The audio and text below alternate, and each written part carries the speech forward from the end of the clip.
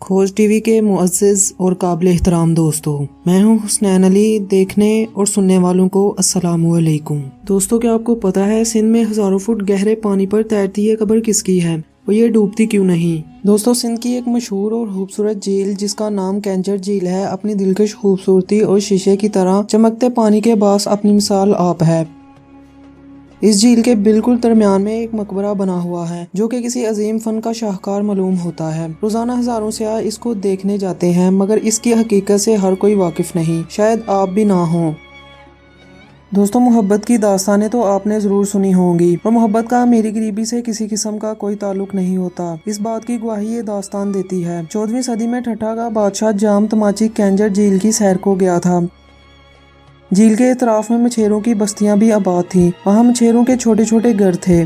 जाम तमाची जब इस झील की सैर कर रहा था तो इसे एक मछेरे की खूबसूरत बेटी नूरी से मोहब्बत हो गई, और पहली दफा एक बादशाह ने गरीब मछेरे के घर बेटी का रिश्ता मांग लिया और दोनों की शादी हो गई। नूरी के बारे में मशहूर है कि इसका हुस्न चौंदवी के चांद की तरह रोशन था। जो देखता था इसके सहर में मुब्तला हो जाता था। दोस्तों, मजीद मालूमात से पहले अगर आपने हमारा चैनल खोज टीवी सब्सक्राइब नहीं किया तो इसे सब्सक्राइब कर लीजिए और साथ ही लगे बेल आइकन पर क्लिक कर दीजिए ताकि आपको हमारी आने वाली वीडियोस की नोटिफिकेशन बर वक्त मिल सके। मगर शादी के वक्त नूरी को इस बात का इल्म ना था कि बादशाह की बकिया 7 बेगमात और भी हैं।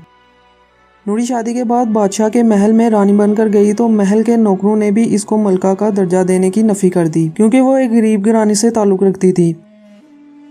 यहाँ बादशाह ने नूरी को न सिर्फ अपने महल में इज्जत से नवाजा, बल्कि पूरे ठट्ठा में नूरी की इज्जत पूरे शाहो जलाल के साथ करवाई।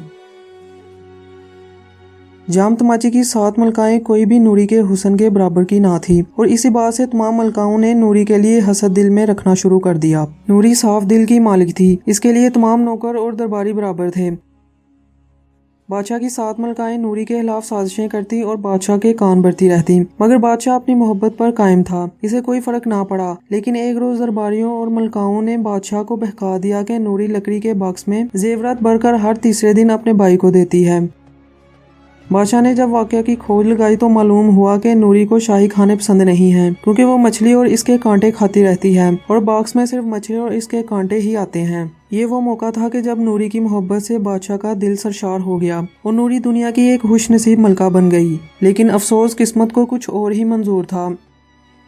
नूरी की मौत जाम तमाची की जिंदगी में ही हो गई। इस गम से बादशाह मुकम्मल तौर पर टूट चुका था, और इसकी याद में बादशाह ने कैंचर झील के बिल्कुल दरमियान में नूरी का मकबरा बनवाया और अपनी जिंदगी के आखिरी लम्हात इसी मकबरे पर गुजार दिए। यूं इस मकबरे का नाम नूरी जाम तमाची कहलाया। और हैरत की बात यह है कि मकबरा इस शानदार फने तमीर की मिसाल आप है जो पानी पर बना हुआ है और कभी डूबता नहीं, जिसकी वजह यह है कि ये सिर्फ एक कब्र नहीं बल्कि पूरे का पूरा एक मकबरा है जो इमारत की मानद पक्का तमीर करवाया गया है। अपने क़याम से आज तक वो इसी जगह पर मौजूद है। दोस्तों, वीडियो पसंद आने की सूरत में इसे लाइक और दोस्तों के साथ शेयर भी कर दीजिए और अपनी कीमती राय का इजहार कमेंट बॉक्स में कर दीजिए। अल्लाह हाफिज।